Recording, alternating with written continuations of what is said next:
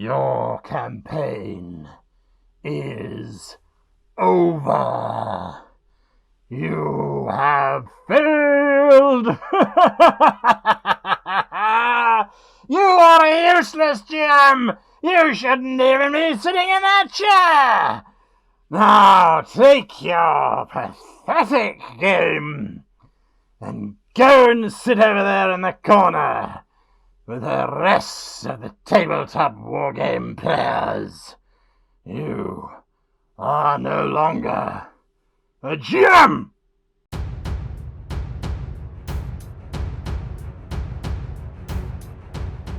Hello and welcome to this episode of the Campaign Creator Series. Let me start off by saying apologies to tabletop wargamers. I myself used to be a tabletop miniatures wargamer, Warhammer, X-Wing, Star Trek, you name it. I really enjoy playing tabletop wargames, but they are very different in terms of role-playing and running a role-playing game, in my opinion. So, I needed someone to make them go and sit in the corner. Usually I pick on accountants or lawyers, but I felt it was time to pick on someone who could pick back. Anyway, today's episode is proudly sponsored by World Anvil, supporting all kinds of role players, novelists, writers, creators, playwrights, scriptwriters, and even tabletop wargamers. So, why are we talking what happens if your campaign fails? Or at least, why will your campaign fail? This is something that scares a lot of us. And I went through a period from about 2010 until 2012 where I must have run through, I would like to say 5 different campaigns, probably more like 7 or 8, with the same group, each campaign lasting no more than 3 or 4 weeks at a time. And we struggled, and we went, but we're all good role players. We're all dedicated to role playing. So why has this failed? What's happened? Where is the bad juju? And I spent a lot of time trying to figure out why. And so these are my insights into just what causes a campaign to fail. There may be others, so share below in the comments. Let's learn from one another. Let's engage in discourse. Let's unpack and understand. This, of course, is our new format where we kind of list everything that we're going to go through on the channel. We never go through more than 10 items per video in general. So let me know what you think of that as well. We like to keep things moving and shaking here on the channel, so to speak. So the first point, the first one, why do campaigns fail? Some of these might be obvious to you. Character disinterest. I can't make the game this week. I've got laundry. Yeah. Character disinterest is oftentimes very obvious, where literally the players don't show up anymore. But it's not because of real reasons. You can understand certain things, and we're going to see as that's one of the contributing factors later on. But generally speaking, players are disinterested in the campaign when they start going, you know, I think I want to play a fighter next. Oh, my next character is going to be a this. My next character is going to be a that. When the players start talking about their next character, some might be genuinely enthusiastic about building another character. There's lots of people who like building characters.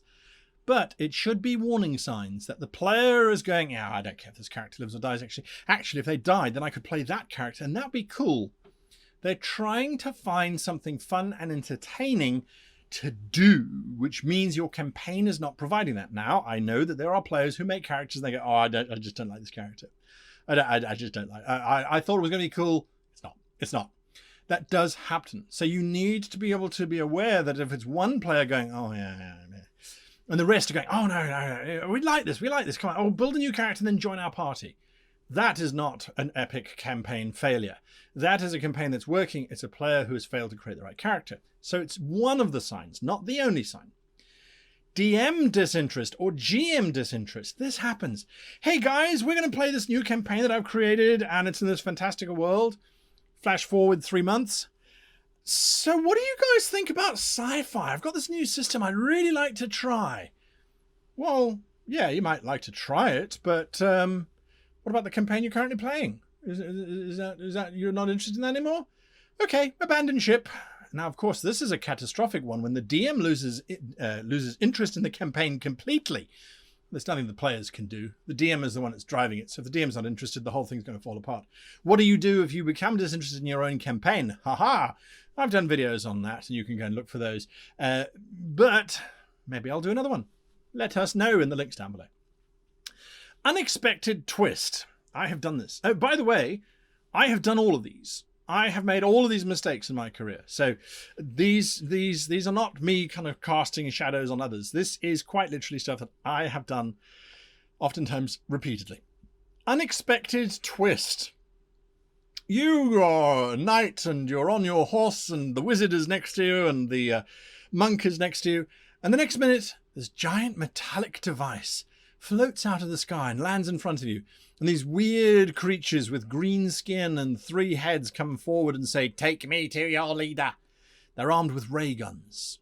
You guys will eventually learn how to fly these starships and take to the stars, where you're going to learn that there's actually an entire intergalactic battle going on, and you're just a bunch of backward water planet-bearing individuals. Could be a fun twist if the players knew to expect it at the beginning of the game, but if they're entrenched in playing Lord of the Rings and the next minute Gandalf turns out to be a man and a little alien inside of him that says, "Oh, well, the experiment's over. Thanks, wake up, everybody. Time for you to go back to your day jobs." Unexpected twists. Fantasy, suddenly science fiction suddenly fantasy. The characters all die and the campaign is actually about them being dead, trying to get back to life, but you only reveal that 3 months into the game. Things where you take the game from where it should be to where it is never meant to be, but you think it's different, you think it's cool, or you're doing it because you're desperate, you're not interested in your game anymore, so you do this weird twist-up game that's fairly light-hearted, suddenly becomes very dark and serious. So whenever you twist the game from one state to another, that can cause campaigns to fail. Because what happens is immediately triggers character disinterest or player disinterest, which is as bad.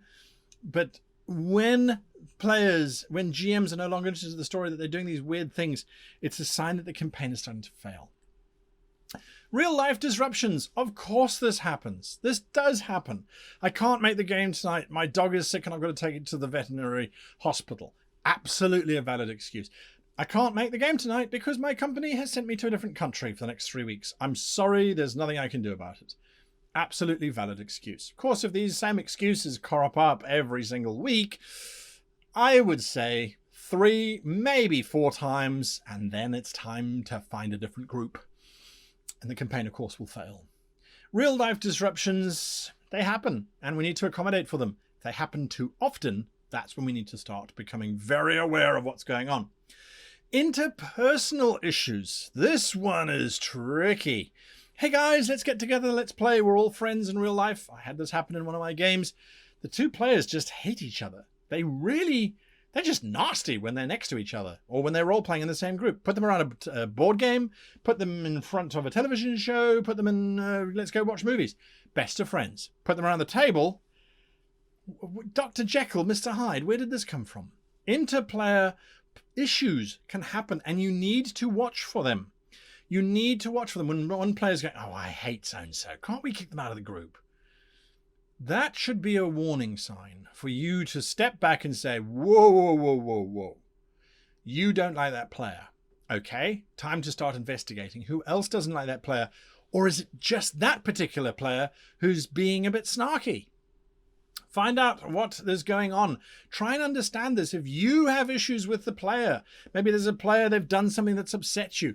Talk about it and explore it out of the gaming session, not in the gaming session, so that you don't bring it to the gaming session, because if you do, the whole thing is going to fail. The campaign is going to get stuck on this stuff rather than on character problems.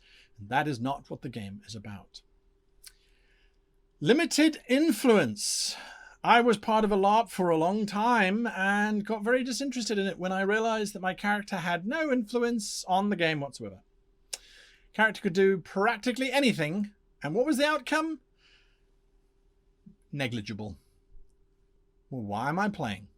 So when there is limited influence, when the players can't really change the world, we're not playing a computer game where the coding is simply impossible to take into account. We're playing a role-playing game that is a collective narrative. We jointly are telling the story to each other. We are sitting around a table using mechanics to tell stories. It means the influence should be equal. Players, DM, everyone should contribute to the story. When you can't, well, are you just playing an interactive book? Is that really what you want from your role-playing experience? So, how do we fix these? Let's look at that. We discuss beforehand. Game style, plot, characters. Okay, so this game, you guys are going to be playing people who are completely out of their depth. So we're going to set it as in a medieval environment. You're going to build medieval characters, and then there's going to be this real twist up, and things are going to change. You forewarned the characters. Or I want to really explore the idea of, what if you wake up one day and you're in hell and you have to try and get out? That's interesting. Okay, cool. Everyone on board with that? Okay. I want to explore a World War II game where there were actually aliens involved. Oh, cool. Okay, great. So talk about the plot. Talk about the game style. All of this comes out in your primer. It comes out in session 0 or even before session 0. Well, not even before. It should be before session 0. Discuss. Oh, what kind of character do you want to play? Do you think that character is going to give you... Do you not think you're going to get bored? You want to play a child. I understand that. Aren't you going to get a bit frustrated when everyone treats you like a child? Talk about these things. Discuss. This is your most powerful weapon to a campaign succeeding. Plan.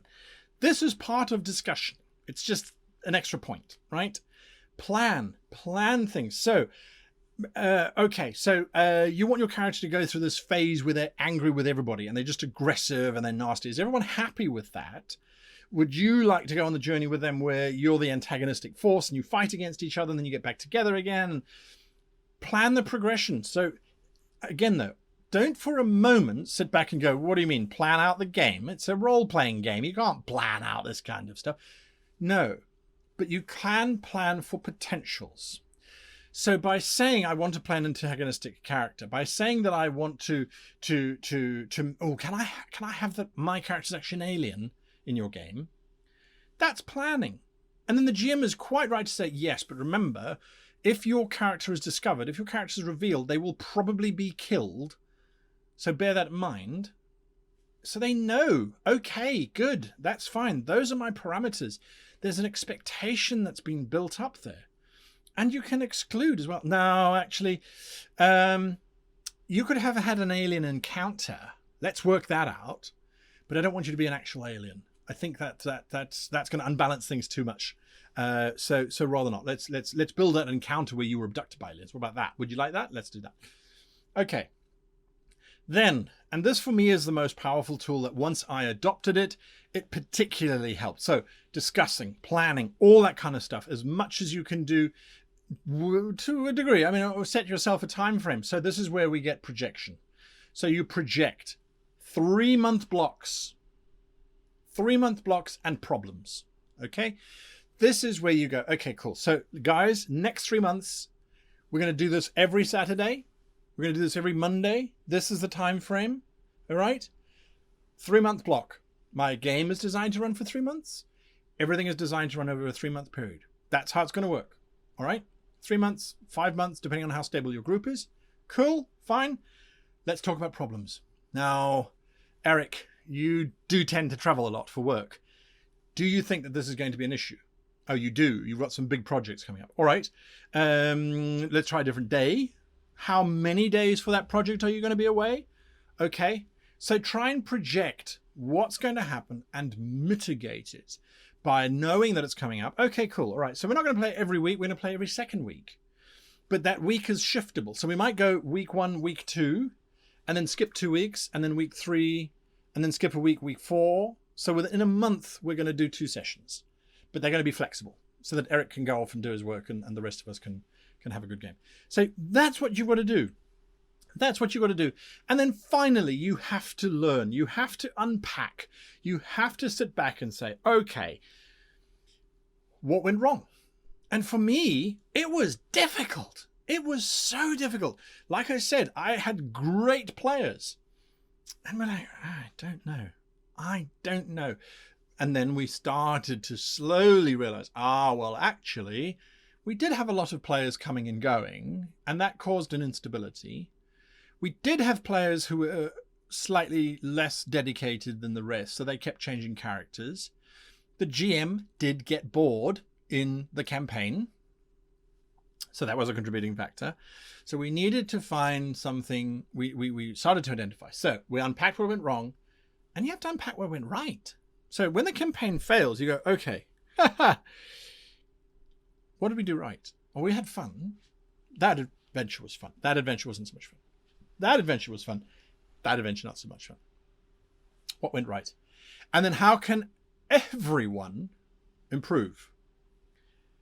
Well, I'm not saying that you caused the end of the campaign, but the fact that you attended 1 out of every 3 sessions was a disruptor. We want to play with you because you're a good role player. We like role playing with you. So maybe we need to shift our games to being once a month.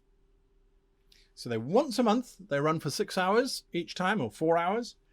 So how can everybody improve? I think you need to work on your characters. You need to stick to your character. Figure out how to... And it's not just a case of going, oh, no, I'll stick to the character. I really will this time. I promise. No. How are you going to improve? So your character build. What are you going to do to make sure that your character works better? Do you want to test it? Should we have a session 0 where we test your character so you can see if you're interested in that character or not? Okay, good. And then when your character starts to fail, you are improving yourself by altering the character through adventure and through experience rather than creating a new character. You don't want to play a barbarian, you want to play a ranger? Let's work out how and why your character would give up the rage, or maybe start to learn to enhance that rage, but become more in tune with nature, or whatever. I mean, that's the bottom line. So that is why campaigns fail and how we can prevent them from failing. And if they do fail, how we can learn from them so we can make better campaigns in the future. Hopefully your campaign is basically well on its way. We've been running this series now for almost 48 episodes. That's a lot of campaign planning. Anyway, I hope it's been of value to you. There's still more coming up, so don't go away. But yes, hopefully your campaign is going well and everything is progressing as you had hoped it would, but also in ways that you couldn't have dreamed of, and that you're embracing those. Until next time, as they say on World Anvil, light up the forge.